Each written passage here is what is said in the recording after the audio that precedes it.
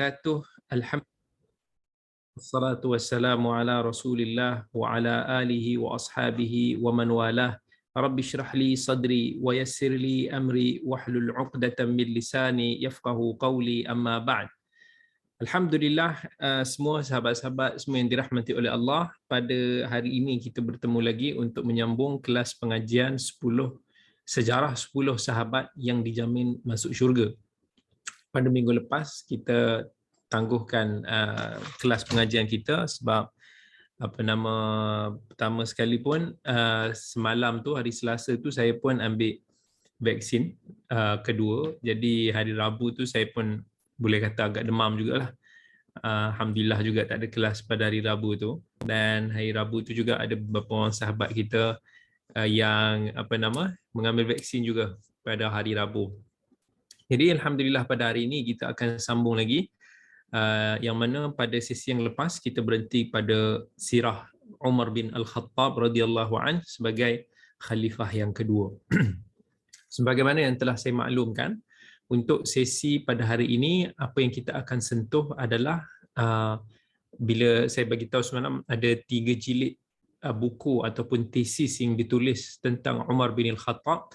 Bagaimana pengkaji dalam tesis tersebut cuba untuk nak menghimpunkan segala riwayat-riwayat yang berkaitan dengan Umar, dan kemudian dia telah membahagi-bahagikannya mengikut bab, dan pengkaji telah mengkritik ataupun membincangkan daripada sudut aspek riwayat-riwayat yang berkaitan dengan Umar. Jadi ada banyaklah, kalau kita tengok pun ada 3 jilid buku tersebut.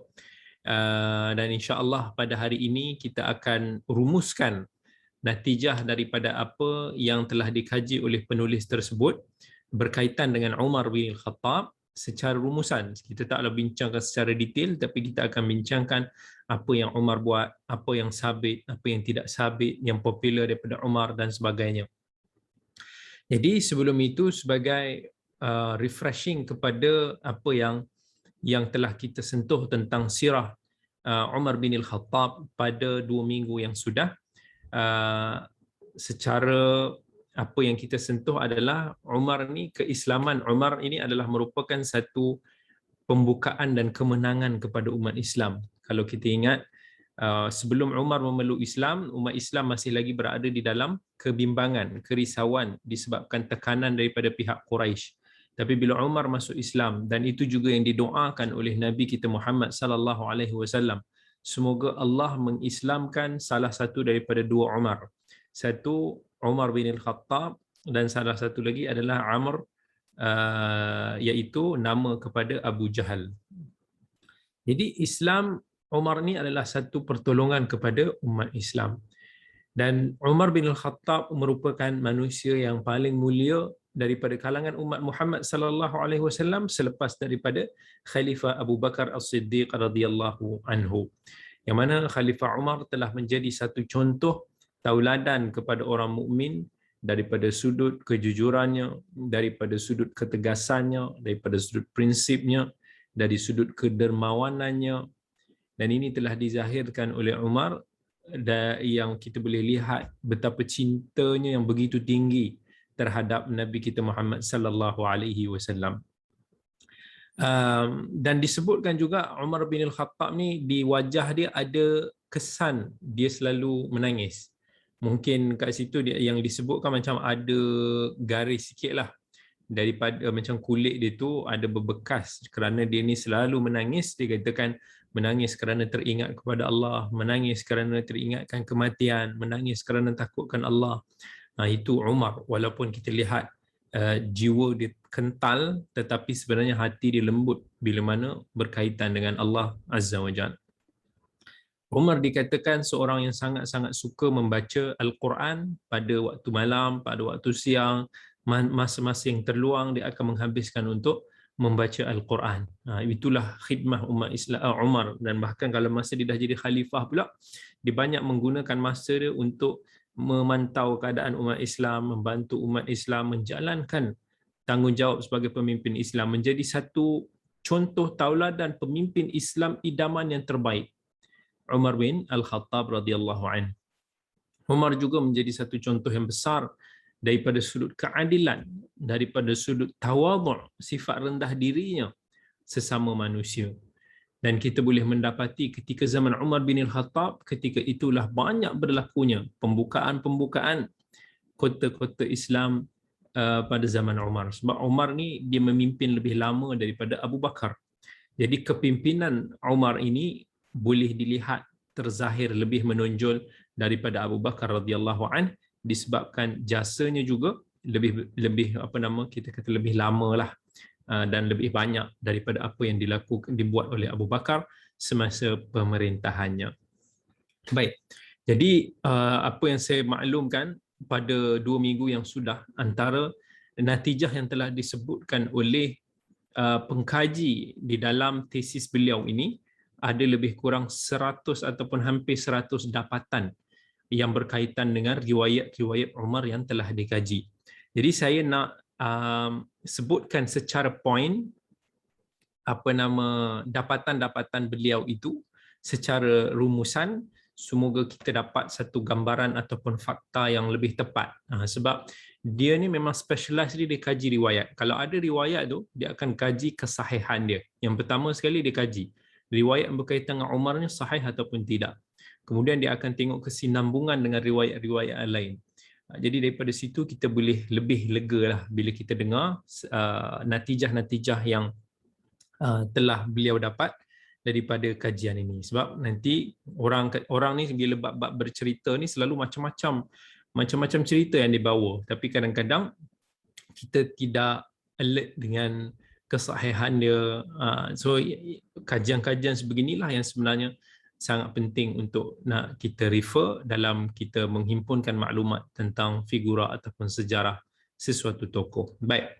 Yang pertama sekali iaitu daripada riwayat yang telah beliau jumpai, ada pelbagai riwayat yang saling menguatkan antara satu sama lain bahawa Nabi SAW lah yang memanggil Umar dengan panggilan Abu Hafs.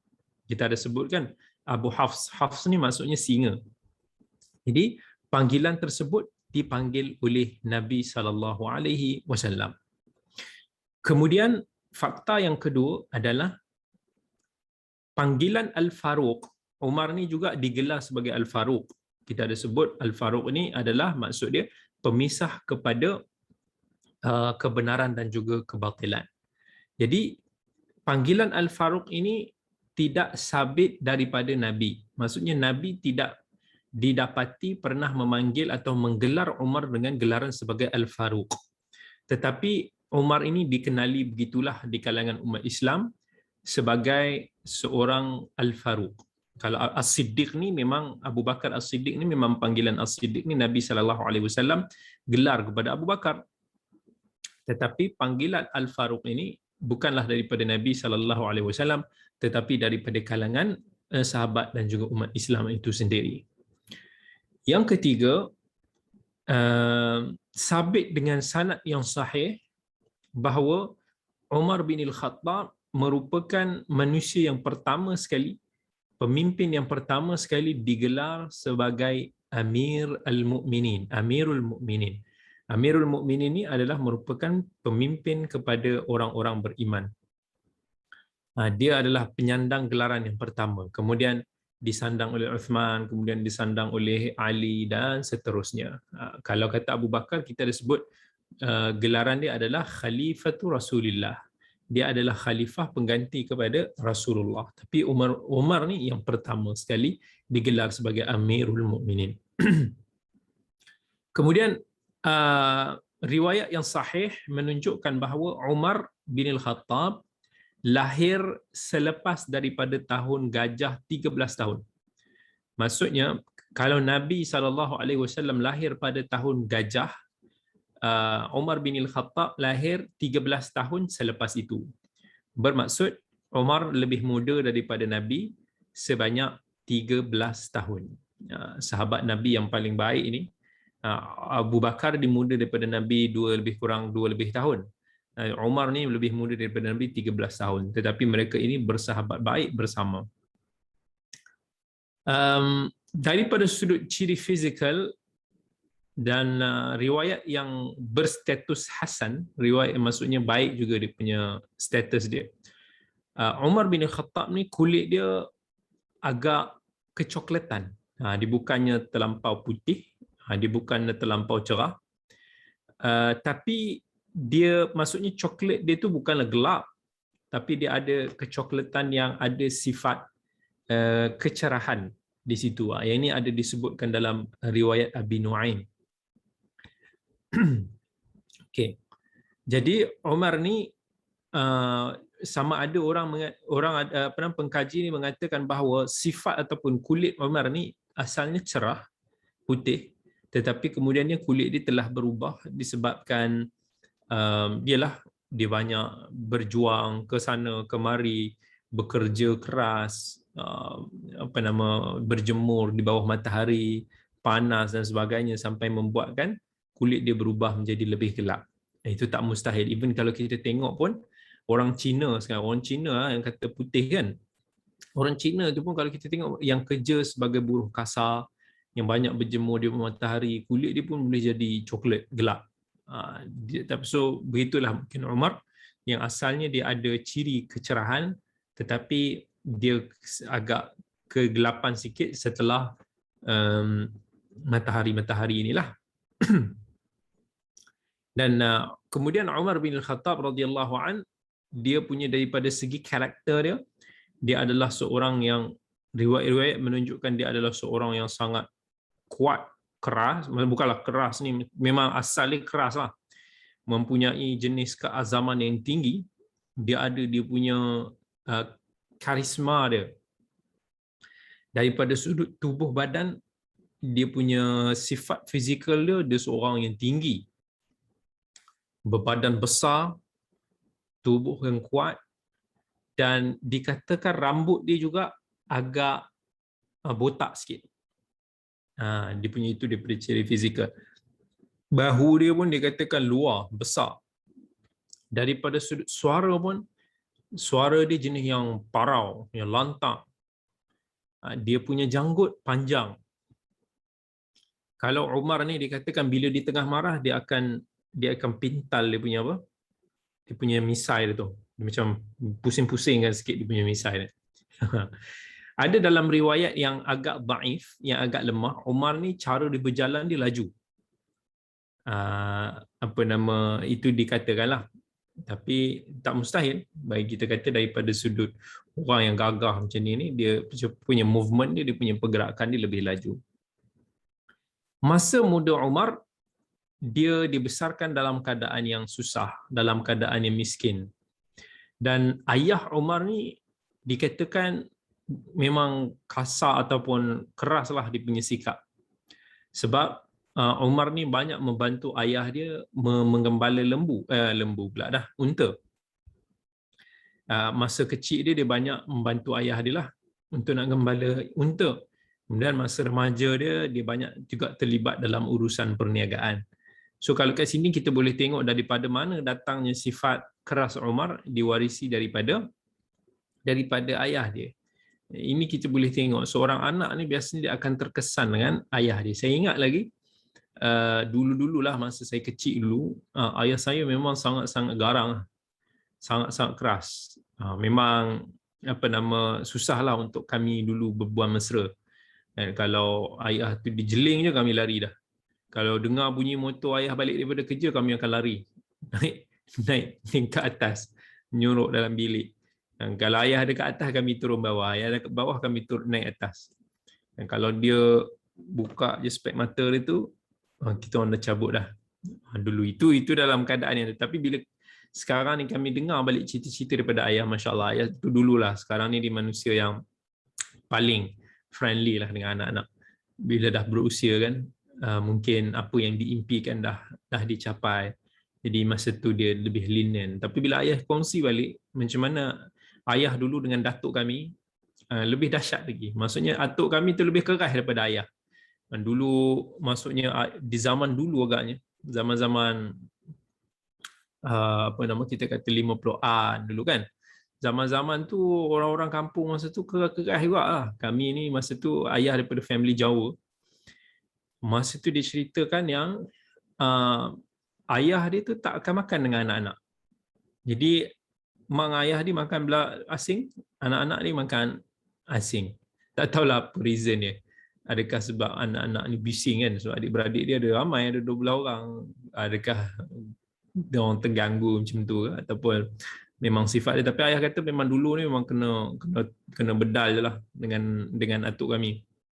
Ayah pernah lari panjat pokok, lari takut naik panjat pokok, ayah atuk kita orang tu datang potong pokok tu. Kata brutal. Pernah pukul Pak Angah kami dulu pengsan masa tu. Maksud nak kata memang keras lah. So daripada situlah tarbiyah, daripada family itulah yang mewariskan sifat demikian kepada anak-anak. Jadi macam tu juga kita, macam mana kita bersikap kita dengan anak, anak kita tu akan dapat begitu, dia akan ditarbiyah. Kalau kata kita banyak menunjukkan sikap kasih sayang, caring dan sebagainya, anak kita pun juga insya-Allah akan ada sikap sedemikian. Tapi kalau kita ni jenis duk herdik anak, duk jerit pada anak, anak kita pun akan ikut macam tu. Itu apa yang kata Nabi SAW, setiap daripada anak itu dilahirkan dalam keadaan fitrah. Fitrah yang boleh menerima ajaran Islam. Dan yang akan corakkan dia siapa? Ibu bapa. Sama ada dia Majusi, sama ada dia Nasrani, ataupun apa-apa corak sekalipun. Dan itu anak, sebab itu kita kena very careful dalam kita bermuamalah, berinteraksi dengan anak-anak, memilih kata-kata yang sesuai dengan anak-anak, menunjukkan sikap. Kalau kita asyik duk marah dia, anak kita tu dia akan ada jiwa pendendam ataupun pemendam. Dan dia jenis yang akan rebel nanti. Tapi kalau kata kita ni pula selalu duk kutuk dia, memperlekehkan dia mungkin akan ada low self esteem. Dia mungkin akan hilang keyakinan diri. Tapi kalau kita duk puji dia selalu, puji, angkat je selalu, dia jadi orang yang angkuh. Mungkin dia susah nak menerima kelemahan diri, dia susah bila dia nak jatuh nanti. Jadi setiap daripada anak-anak tu dia biasanya akan tercorak dengan karakter daripada keluarga dia, daripada ibu dan ayah dia. Umar pun begitulah. Dan Umar pun dulu keras disebabkan ayah dia juga keras. So, sebab tu sifat tu ada. Tapi manusia ni boleh berubah. Sebab tu kita tengok Umar bin Al-Khattab, dia berubah. Bila daripada zaman jahiliah, bila dia masuk Islam, dia ada perubahannya. Kekerasan itu digunakan pada jalan kebaikan pula. Dan kemudian sifat dia semakin berubah bila dia jadi penasihat kepada Abu Bakar. Dan dia semakin berubah lagi bila dia sendiri menjadi khalifah.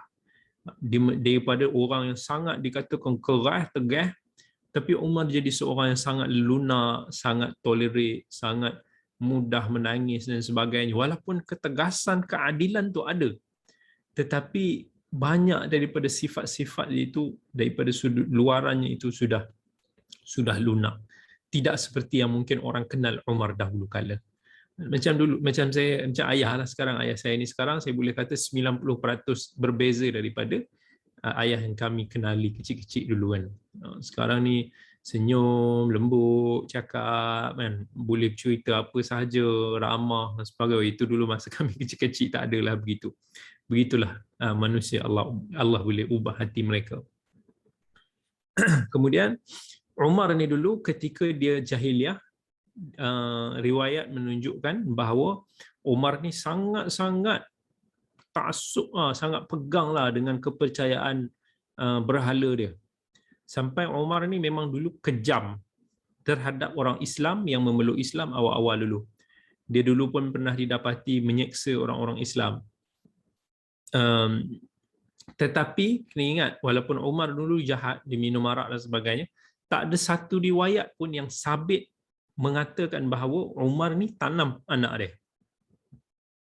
Kan riwayat popular kita selalu dengar Umar ni masa jahiliah dia pernah tanam anak perempuan dia sebab dia malu dapat anak perempuan. Riwayat ini tidak sahih. So riwayat ini dusta, tidak boleh disandarkan kepada Umar bin Al-Khattab. Kita nak sabitkan apa-apa ni mesti kena, especially dalam benda-benda yang serius macam ni, crime yang besar macam ni, mesti kena datang daripada sumber yang sahih. Kalau sumber tu tak sahih, kita tak boleh. Walaupun dia ni jahat macam mana pun, janganlah tempekkan benda yang tidak dilakukan. Contoh, kita ada penjenayah kelas pertama. Dia dia merompak, dia ni macam-macam, tapi contohnya dia tak pernah melakukan satu-satu bentuk jenayah yang lain. So jangan tempik pada dia jenayah yang dia tak lakukan. Walaupun dia ni jahat, first degree punya murder contoh. So begitu juga dengan Umar bin Al-Khattab. Kemudian kita pernah sebut juga bahawa Umar ni dulu antara kelebihan dia adalah dia menjadi negotiator, ataupun kita kata dia seperti duta yang mendamaikan. Dan menurut pengkaji ini tak ada satu riwayat yang sahih yang menyabitkan bahawa Umar dulu menjadi duta negotiator yang mendamaikan di antara orang-orang Quraisy.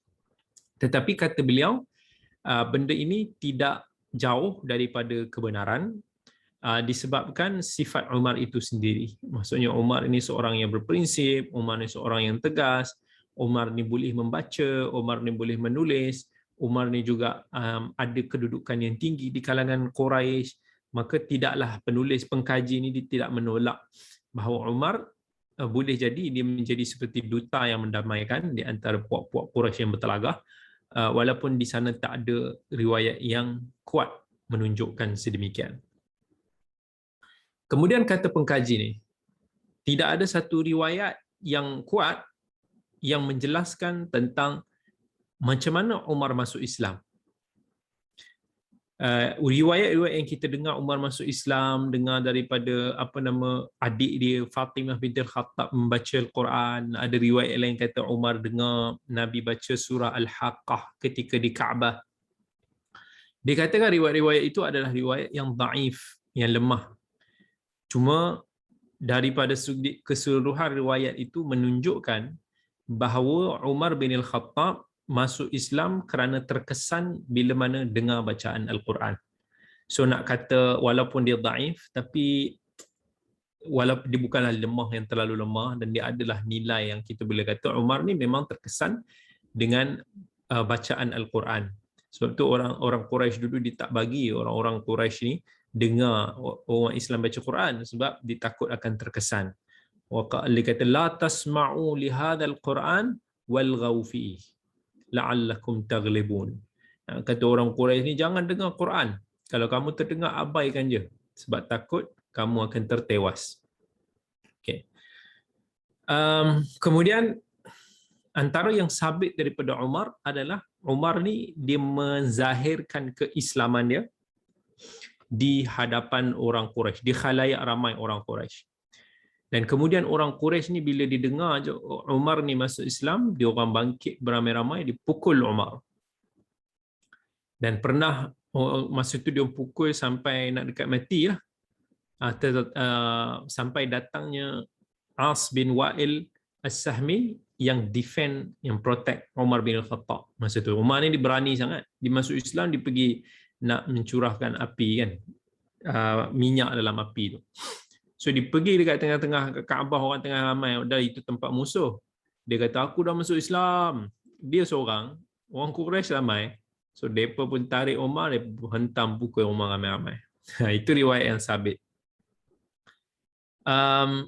Dan ada beberapa riwayat yang agak lemah juga menunjukkan bahawa Umar bin Khattab dimasuk Islam setelah batch 40 orang yang terawal. Maksudnya Islamnya Umar masa tu sudah ada 40 orang lelaki masuk Islam dan 11 orang wanita yang memeluk Islam. So Umar ni masih kalangan top 10 lah. Dia bukan yang terawal 40 tu, tetapi masih lagi dalam kalangan yang terawal.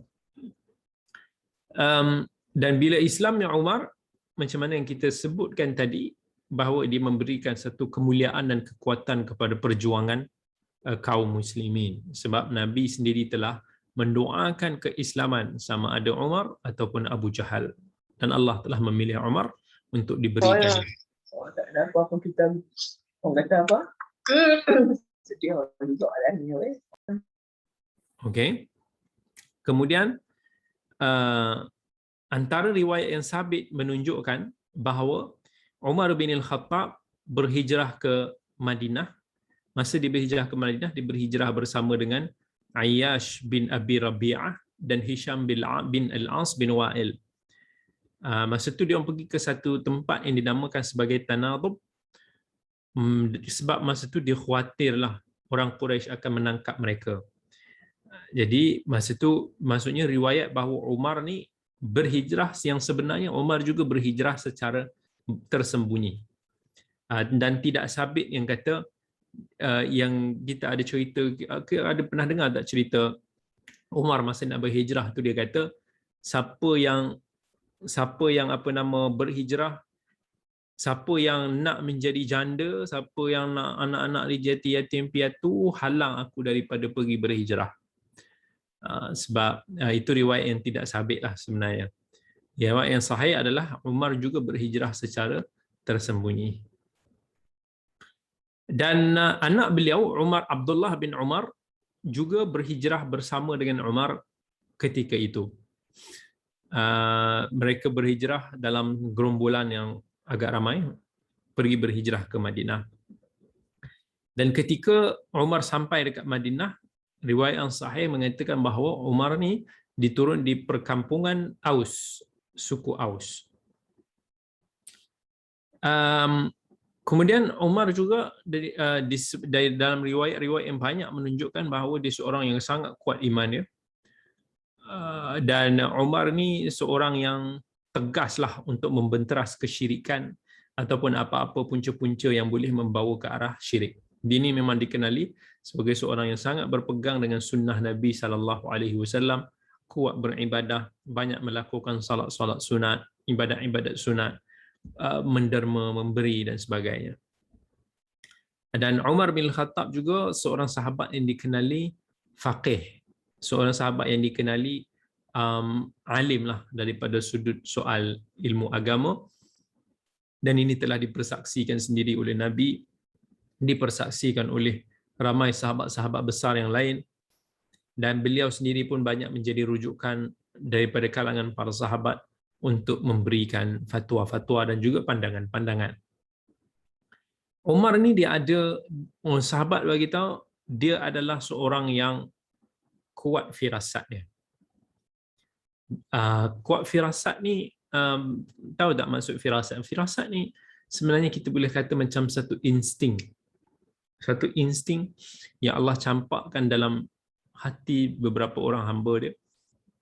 Dia seakan-akan dia boleh dapat insting apa yang akan terjadi, ataupun bukanlah kata apa yang akan terjadi ni macam dia tahu benda tu in future, bukan.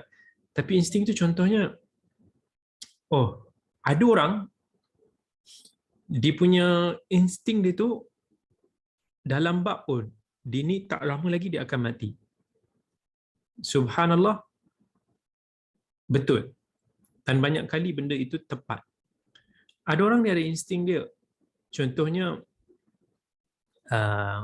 saya pernah jumpa dengan someone yang subhanallah, bila dia datang, dia tengok orang, ada orang pregnant ke apa, dia tanpa dibagi tahu apa, dia tengok, dia kata, saya rasa ni anak lelaki. Ataupun kadang-kadang dia jumpa yang lain, dia kata, saya rasa yang ni besar, dia akan lahir dapat anak perempuan. Dan subhanallah, most of them betul. Dan ada kala dia, bila kita tanya, dia kata, saya tak dapat insting ni, saya tak dapat firasat ni. Dia tak berani nak cakap sebab dia kata ada benda yang dia kata macam tak tertik kat dia, tak ada, benda tu tak sampai pada dia, so dia tak mau cakap. Dan ada orang yang pula yang saya pernah jumpa, dia bila dia dengar contohnya someone ni apa-apa ke, dia kata, dia bagi insting, kata dia ni tak survive. Macam dia dengar, dia ni tak selamat. Dan apa yang dicakap tu, subhanallah, dah boleh kata betul. Dalam 3 kes dah dengar daripada dia. Dalam bulan ni juga, ni tak survive. Ni dia dah bagi hint-hint yang fulan ni mungkin tak hidup lama dah. Dan benda tu jadi. Satu hari tu, esoknya meninggal pula fulanah yang kedua, yang ketiga pula meninggal lagi seorang, fulan yang ketiga. Dia satu benda yang dia tak boleh nak explain. Dia macam itulah firasat. Firasat ni ada pelbagai bentuk. Contohnya Imam Syafi'i rahmatullahi alaihi juga dikatakan seorang yang memiliki firasat yang tinggi. Dia boleh membaca karakter seseorang. Saya tak tahu kalau kata ada tak baca ataupun dulu ada satu cerita Korea tu, nama cerita dia Face Reader. Face Reader ni bila dibaca zaman tu dia kata ada face reader. Maksudnya orang yang ada that firasah ni ada berapa orang. Tetapi maybe yang strong, yang lebih kuat daripada yang lain tu mungkin ada di situ. Dan face reader ni dia lihat, dia tengok, oh dia ni ada harapan, maksudnya dia ni ada talent untuk menjadi pemimpin yang hebat. Dia ni boleh jadi menteri. Dia tengok yang ni, dia kata yang ni dia akan mati dalam keadaan dipancung. Dia macam itulah. So cerita tu masa tu dia nak bagi tahu is ada seorang face reader yang paling hebat lah yang dia pernah jumpa. Dia tak jauh beza. Dalam ilmu firasat macam Al-Imam Syafi'i, antara kisah dia, dia dengan guru dia Muhammad bin Hasan Al-Syaibani, anak murid kepada Abu Hanifah. Kadang-kadang dia duduk dengan guru dia nampak orang lalu lalang, so dia akan macam teka.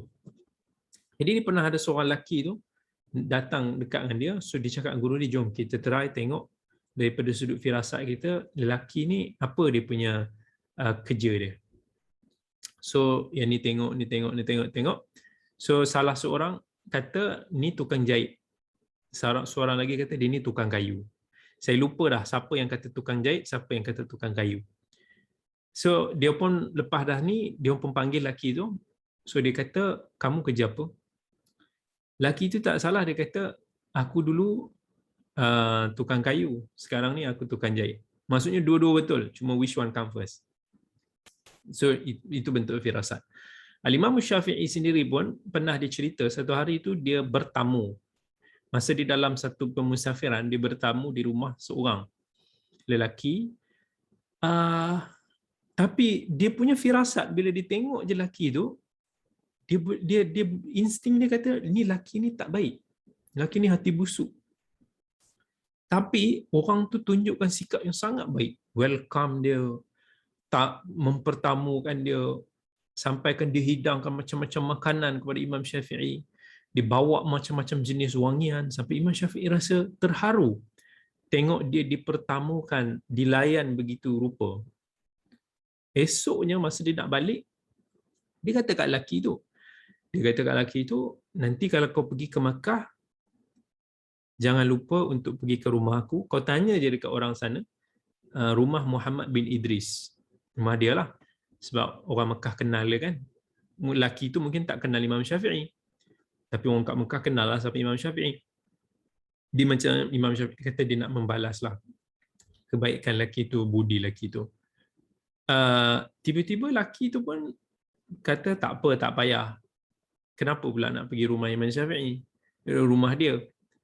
Imam Syafi'i balas, dia kata, yalah kau dah bagi aku macam-macam, kau layan aku baik-baik sungguh-sungguh macam ni, aku nak balas kebaikan kau. Lelaki tu pun dia kata, kau ingat yang kau dapat ni semua percuma ke? Kau kena bayar duit kau tidur sini semalam, kau kena bayar duit makan semalam itu ini, duit aku bawakan minyak wangi, aku bawakan ini, macam-macam dikira semua. Itu pun yang Syafi'i kena bayar. Padahal dia tak bagi tahu pun benda tu semua kena bayar. Yang Syafi'i ingat itu semua dia nak welcome dia, muliakan dia. Lepas tu dia pun kata siapa yang nak bagi free? Lepas tu Imam Syafi'i ketawa. Dia pun pelik tengok Imam Syafi'i ketawa. Kenapa kau ketawa pula? Imam Syafi'i kata, mula-mula aku risau. Sebab firasat aku tengok engkau ni memang orang yang tak baik. Kan? Dan aku ketawa ni sebab aku gembira. Firasat aku tu tak salah. Kau memang busuk hati lah macam tu. Itu dia boleh baca. Ni macam susah lah nak cakap benda tu. Itu daripada sudut firasat. Kemudian Umar bin Khattab ni juga dia ada dia panggil sebagai bagus dia punya qiyafah dia. Qiyafah ni satu bentuk knowledge juga yang saya tak tahu macam mana nak explain. Mungkin benda tu susah nak wujud dah sekarang. Sekarang ni kalau kita nak tahu anak kepada si fulan, kita tengok apa? Kita tengok DNA dia kan. Ujian DNA test. Masa zaman-zaman Nabi, zaman-zaman dulu, berlaku juga kadang-kadang perbalahan. Sebab masa tu kan ada zinanya, zaman jahiliah dulu. Jadi ada anak-anak yang dilahirkan ada menimbulkan pertikaian. Ni anak si fulan ke, ni anak si fulan ke. Jadi qiyafah ni salah satu daripada kemahiran seorang itu untuk nak melihat entah apa benda kesan-kesan untuk nak menyabitkan dia ni anak si fulan. Bila dia tengok tapak kaki je, orang tu berdiri dekat padang pasir, daripada situ dia boleh analisis.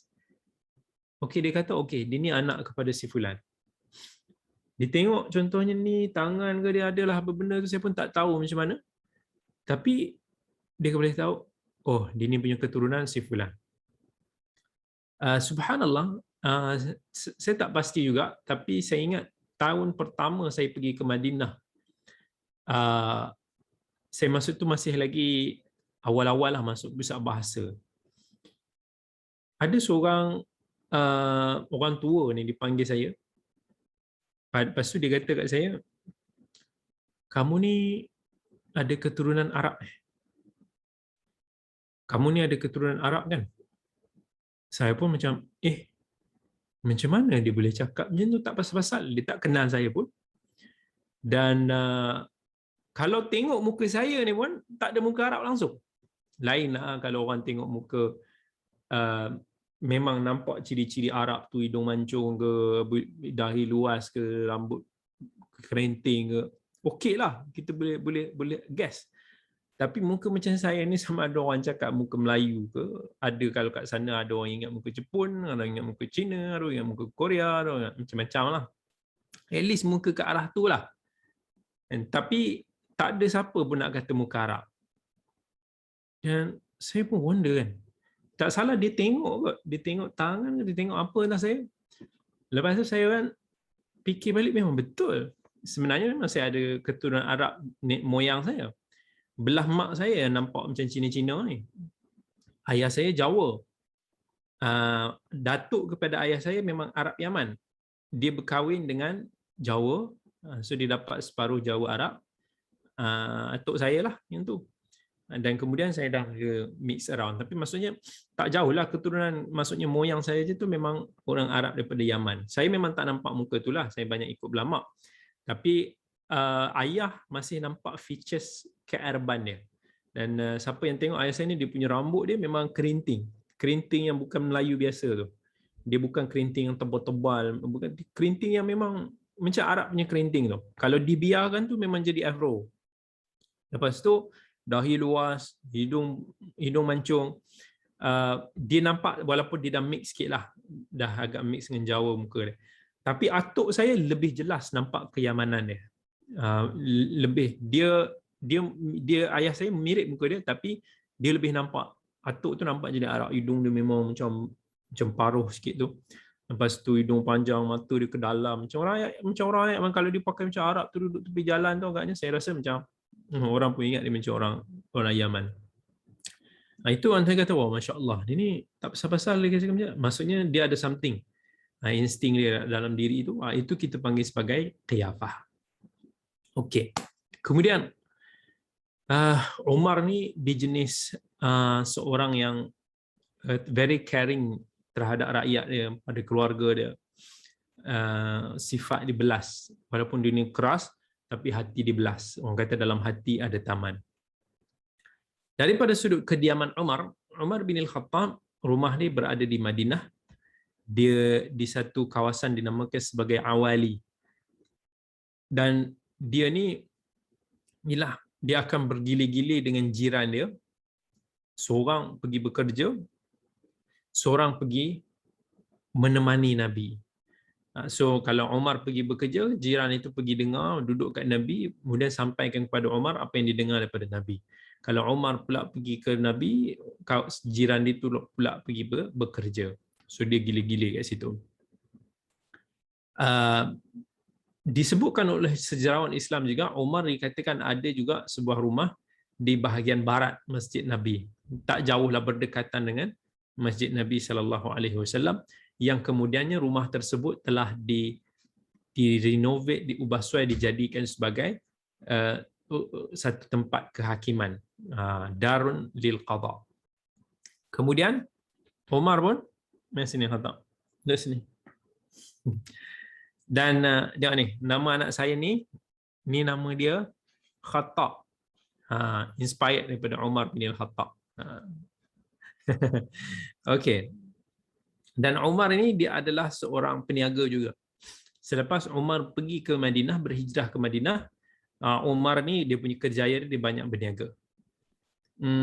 Dan masih ada lagi certain perniagaan yang mungkin dia dah tak uruskan secara langsung selepas dia menjadi khalifah umat Islam.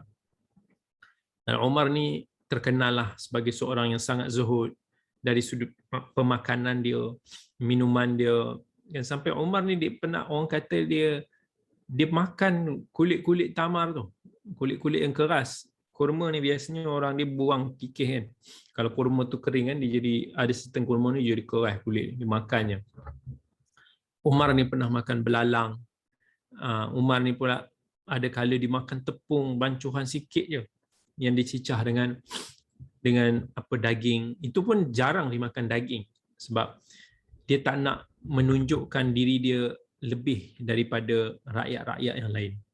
Kalau rakyat di tengah kelaparan, dia memang tak makan daging. Pernah setahun dia tak makan daging. Masa tu dalam musim kemarau. Sebab dia tak nak menunjukkan dia ni lebih daripada rakyat-rakyat dia.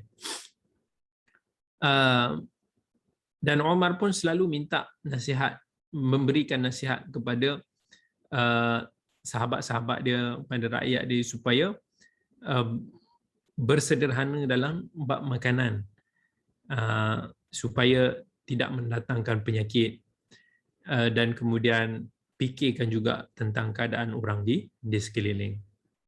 Macam tu juga dengan pakaian Umar. Umar ni dia sangat bersederhana lah dalam pakaian. Dia selalu ada baju, dia akan pakai seluar.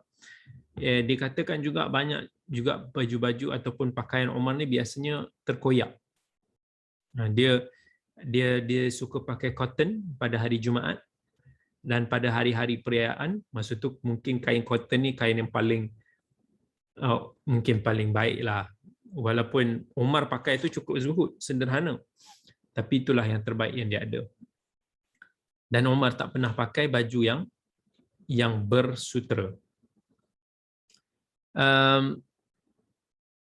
Kemudian Umar bin Al-Khattab radhiyallahu an pernah melihat sahabat-sahabat dia memakai pakaian yang agak nice dan agak mewah sikit. Taklah mewah sangat. Tapi Umar pernah marahlah kepada kawan-kawannya. Kenapa pakai macam ni? Sebab Umar punya zuhud ni tinggi sangat. Dan Umar ni disuka mandi air panas. Dan banyak kali dia ni suka akan inaikan dia punya rambut dia punya janggut dia dengan inai, henna. Dan Umar ni dia kata mula-mula dia biar je lah dia punya misai dia. Kemudian Umar ni dia sukalah macam kata mewarnakan lah inai ni kan. Kita boleh tengok ada warna-warna oranye, za'afaran ni ada warna kekuningan sikit. Dan Umar bin Al-Khattab juga ketika urusan khalifah dia menggunakan cop Nabi SAW dalam urusan pentadbiran. Umar juga sifat dia juga dia katakan dia akan tidur selepas Isyak. Dia lepas Isyak ni dia tidur. Dan sebelum dia jadi khalifah lah. Selepas dia jadi khalifah, dia mungkin tak tidur malam lah banyak. Kalau dia nak tidur, biasanya dia tidur awal. Dan di sebelah tempat tidur dia akan letak air.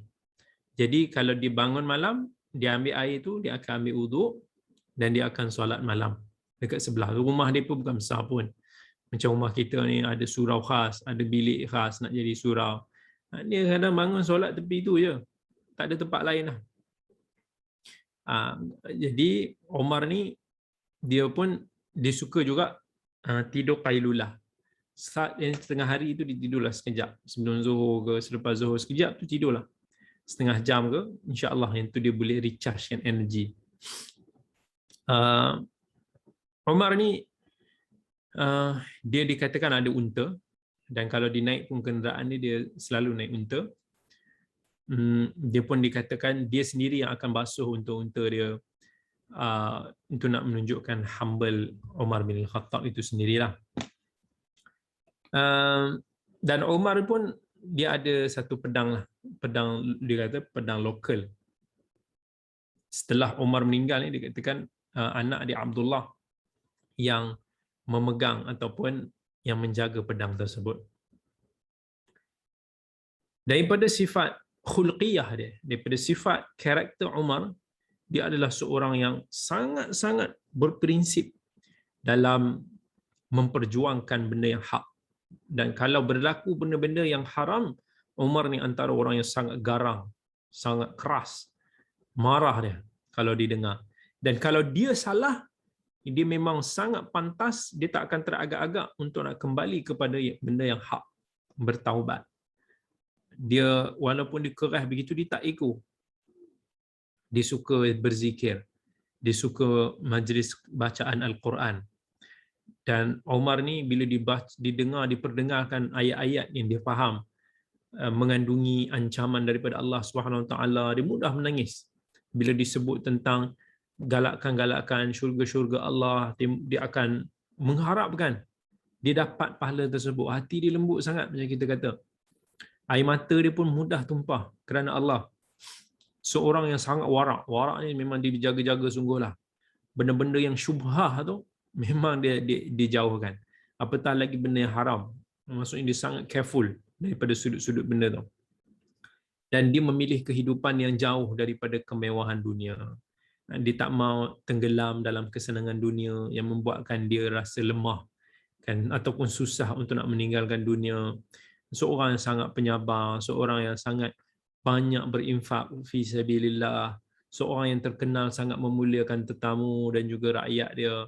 Sifat dia yang sangat berani, dan secara natural dia ni memang ada satu aura karisma yang digeruni dan disegani oleh kawan dan juga lawan dia.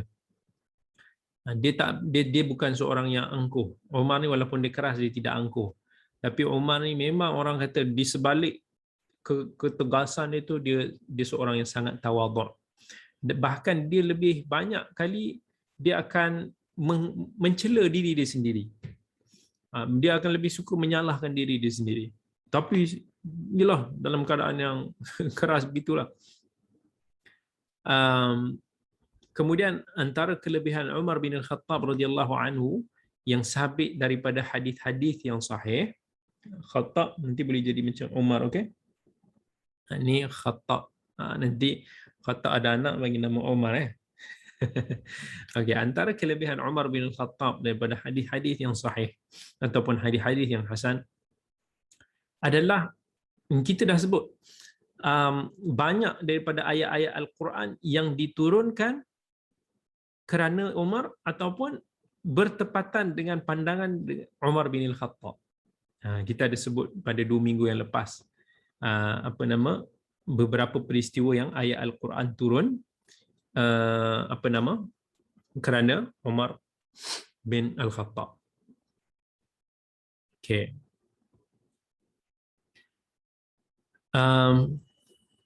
Para sahabat juga dia tahu kelebihan Umar, sebab dia tahu Nabi SAW juga memuliakan Umar. Jadi mereka ni semua faham bahawa kemuliaan Umar di sisi mereka. Betapa mereka ini pun melihat, even sahabat bagi tahu, kami tidak melihat daripada kalangan sahabat Nabi sesiapa yang lebih mulia daripada Abu Bakar dan Umar. Dan Umar bin Khattab radhiyallahu anhu ni seorang yang sangat-sangat cinta kepada Nabi. Sampaikan dia sayang Nabi lebih daripada diri dia sendiri, sayang lebih daripada hartanya sendiri. Memang sangat pekalah dengan apa yang menimpa kepada Nabi. Itu boleh kita lihat masa kisah Nabi SAW wafat, betapa Umar seolah-olah hilang akal ketika itu kerana terlalu bersedih, susah nak menerima kenyataan bahawa Nabi SAW telah pergi. Dan Umar ni seorang yang bijaksana sebenarnya. Kita boleh tengok banyak keadaan yang Nabi SAW minta nasihat-nasihat dan pandangan daripada Umar bin Al-Khattab. Dan Umar dijadikan juga sebagai bukan sekadar penasihat, tapi orang yang menjaga amanah terhadap sesuatu harta. Umar juga pernah dilantik sebagai yang menjaga amanah harta zakat ketika zaman Nabi SAW. Kemudian Umar bin Al-Khattab radhiyallahu anhu, dia join semua battle-battle yang dilalui oleh Nabi SAW. Dia bersama dengan Nabi dalam setiap peperangan baginda. Umar bin Khattab seorang yang sangat memuliakan Abu Bakar. Daripada sudut kemuliaan, keutamaan, kedudukan, Umar memang jelas daripada riwayat-riwayat yang dia iktiraf Abu Bakar ni lebih daripada dia. Dan ada juga riwayat-riwayat yang menceritakan tentang beberapa peristiwa yang penting yang Umar memberikan peranan ataupun kesan yang sangat penting ketika pemerintahan Abu Bakar As-Siddiq. Dialah yang berperanan menjadikan Abu Bakar sebagai khalifah selepas kewafatan Rasulullah. Kan dia masa orang Muhajirin dengan Ansar yang telah tengah bertegang urat nak memilih pemimpin daripada kalangan mereka masing-masing, Umar dipegang, dia angkat tangan Abu Bakar, dia kata, aku bersaksi bahawa ini adalah manusia yang paling dicintai, yang paling mulia sekali. Dan inilah manusia yang aku akan bai'ah kepada dia. Terus semua sahabat pun setuju. Sebab dia orang semua tahu tak ada siapa yang lebih afdal daripada Abu Bakar. Umar juga antara yang berperanan penting dalam memberikan nasihat kepada Abu Bakar untuk menghimpunkan Al-Quran. Sebab masa tengah peperangan zaman-zaman Abu Bakar ni, ramai daripada sahabat-sahabat yang hafal Quran ni meninggal. Jadi Umar kata, kalau kita biarkan berterusan, kita khawatir Al-Quran ini akan tercicir. Jadi apa kata kita himpunkan mushaf. Hasil daripada nasihat itu, mula Abu Bakar berat hati sebab dia rasa tak biasa pula kan nak buat benda-benda ni. Dan setelah diyakinkan oleh Umar, Abu Bakar pun mengarahkan Zaid bin Thabit untuk nak himpunkan orang yang hafal Quran, dan mereka ini akan confirmkan ayat-ayat yang diturunkan. Zaid bin Thabit sendiri hafal, dihimpunkan, disusun dan dijadikan satu mushaf yang ditinggalkan bersama dengan Abu Bakar As-Siddiq ketika itu. Dan mushaf tersebut kemudiannya dipegang oleh Umar, dan setelah Umar meninggal dijaga mushaf tersebut oleh Hafsah, anak kepada Umar.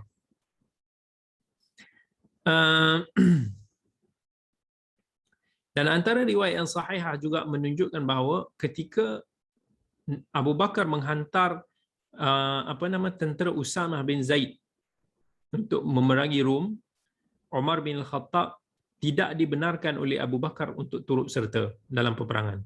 Sebab Abu Bakar nak jadikan Umar ni sebagai penasihat dia untuk membantu Abu Bakar ini mentadbir urusan umat Islam ketika itu. So penasihat ni dia tak bagi pergi berperang. Pun masa tu pun yalah masing-masing dah tua juga kan.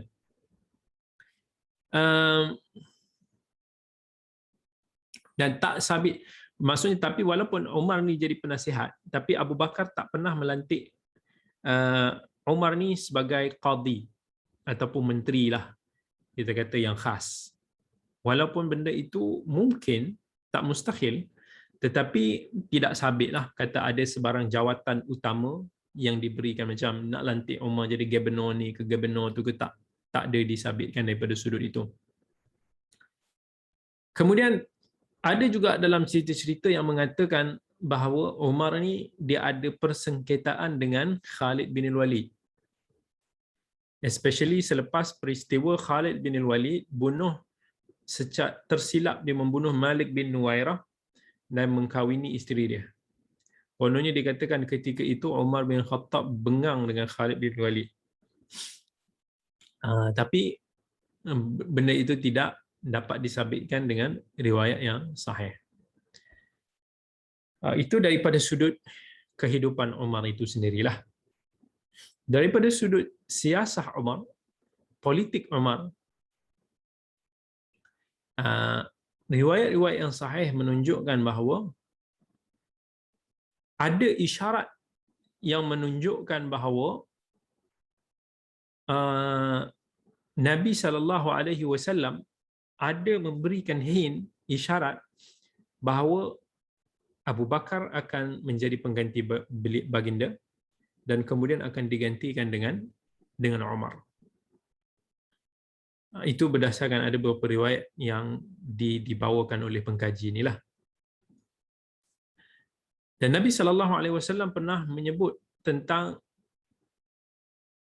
khilafah Umar bin Al-Khattab ini sendiri, dan Nabi puji, dan Nabi SAW seolah-olah memberikan isyarat bahawa ketika itu juga akan berlaku, ketika zaman Umar tidak berlaku fitan, tetapi selepas kejatuhan Umar akan berlaku satu fitnah yang luas, yang besar, dan ketika itu juga akan berluasnya empayar Islam. Abu Bakar yang memilih Umar sebagai pengganti khalifah selepas kewafatan beliau. Ada sebahagian daripada golongan muhajirin yang mula-mula dia rasa macam pelik, kenapa Abu Bakar memilih Umar? Sebab Umar ni disangkakan sebagai seorang yang sangat keras, sangat tegas. Nanti dia takut Umar ni jadi macam diktator. Ada sebahagian daripada sahabat muhajirin ni dia ingat lebih baik benda tu dimesyuarahkan oleh para sahabat. Jadi masa tu Abu Bakar dah mula cadang lah. So Abu Bakar pun bagi tahu kepada para sahabat yang kurang bersetuju tu, dia kata, percayalah bahawa Umar adalah manusia yang terbaik yang akan menggantikan dia. So bila mereka melihat keyakinan Abu Bakar lebih mengenali Umar, mereka pun akhirnya bersetuju. Dan ketika itu yang menulis tentang penggantian khilafah daripada Abu Bakar kepada Umar adalah Uthman bin Affan radhiyallahu anhu. Dan kemudian Umar ni juga bila dia dah menjadi khalifah, dia suruh rakyat dia untuk memberikan nasihat kepada dia dan meluruskan dia sekiranya dia ada tergelincir ataupun berlaku salah. Dan Umar ni memang sangat-sangat takut kalau dia ada mencicirkan hak-hak rakyat dia. Dia risau sangat kalau dia ada berlaku zalim kepada rakyat dia. Dia akan selalu cek, dia akan tengok, dia akan cari khabar-khabar berkenaan dengan rakyat. Kalau di Madinah tu dia akan round sendiri, dia akan pergi sendiri. Dia macam orang kata bila YB di parlimen kan, kalau dia jadi menteri besar kat satu-satu negeri, dalam negeri itu dia patutnya dia pergi cari sendiri. Dia pergi tengok sendiri. Dia pergi bantu dan sebagainya. Dia memang orang yang very very peka daripada sudut tu. Dan Umar ni dia ambil berat semua orang. Yang tua, yang muda, yang ada jawatan, yang tak ada, yang bebas, yang hamba, lelaki, wanita, yang duduk di bandar, yang duduk di macam kata badui, yang muslim, yang bukan muslim, semua itu diambil sebagai tanggungjawab dia sebagai seorang pemimpin. Dan Umar ni dikatakan juga sangat memuliakan family Nabi SAW. Dan Umar bin Al-Khattab pun dikatakan pernah mengkahwini anak kepada Ali bin Abi Talib, Ummu Kalthum binti Ali radhiyallahu anhu, sebab dia ingin ada nasab yang hampir dengan Nabi SAW. So tak betul lah orang yang mengatakan bahawa seolah-olah Umar ni dia merampas hak khilafah. Orang Syiah ni kan nak kata Umar ni rampas, patutnya yang jadi khalifah ni Ali. Tapi kalau benda itu betul, nescaya Ali pun tak adalah nak benarkan Umar kahwin dengan anak dia. Tak ada. Dan Umar bin Al-Khattab radhiyallahu an, bila mana dia nak membuat satu keputusan yang penting berkaitan dengan rakyat, dia tidak melakukan ataupun memutuskan secara bersendirian. Sebab dia seorang yang sangat mementingkan mesyuarah. Mesyuarat di sudut perbincangan, didapatkan pandangan yang pelbagai. Dan Umar ni daripada sudut penampilan diri dia, dia tidak pernah menunjukkan diri dia lebih daripada rakyat dia. Dari sudut makanan, daripada sudut pakaian, kediaman dan sebagainya, dia nampak macam biasa sama je dengan rakyat-rakyat dia. Dia tak ada duduk dekat compound khas ke, yang nampak lebih mewah, kereta khas dan sebagainya. Itu Umar bin Al-Khattab. Dan Umar bin Al-Khattab, masa dia nak memilih daripada kalangan pemimpin-pemimpin yang disetkan untuk negeri-negeri di bawah empayar Islam, Umar syaratkan bahawa yang menjadi gubernur di tempat tersebut mestilah seorang sahabat Nabi dan seorang yang pernah ada experience ketika zaman jahiliah dulu. Sebab tu pada ketika zaman Umar, boleh kata hampir-hampir kita tak temui siapa-siapa para pemimpin gubernur pada zaman itu yang bukan daripada sahabat Nabi. Dan Umar bin Khattab juga tegas. Dia kata family dia tak ada siapa yang boleh terlibat dalam politik. Tak ada siapa yang boleh terlibat dalam pentadbiran. Dan Umar tak pernah melantik siapa-siapa daripada kalangan keluarga dia untuk menjadi kroni-kroni ataupun proksi-proksi dia. Dia memang warning, family dia tak akan boleh terlibat dalam politik.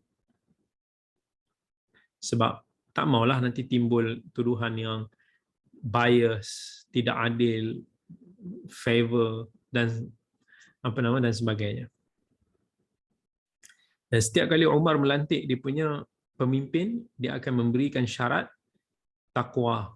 Dia akan selalu nasihat, mesti kena ada sifat takwa, mesti kena ada sifat rahmah, kena ada sifat toleransi, lembut kepada rakyat, dan mesti kena zuhud dalam dunia. Jangan boleh ada satu sifat yang tamak. Kita tak nak jadi pemimpin sebab kita nak jawatan itu ataupun kita nak keduniaan. Dan Umar juga tegas. Dia pernah memecat beberapa orang pemimpin dia kerana dilaporkan ada keculasan dalam soal tadbir ataupun urusan dengan rakyat dia. Walaupun sometimes laporan tersebut mungkin tidak tepat, tetapi sebab Umar ni dia tak mau ada asbab khilaf yang terjadi di kalangan rakyat dia. Dia tak mau benda tu jadi lebih keruh, nak jadikan juga benda ni sebagai satu pengajaran, dia akan pecat. Especially kalau kata ada laporan yang menyalahi syarak. Dan Umar bin Al-Khattab radhiyallahu an, dia punya gubernur-gubernur dia yang dilantik di di pelbagai negeri-negeri dan bandar-bandar di Madinah, kebanyakannya adalah general peperangan.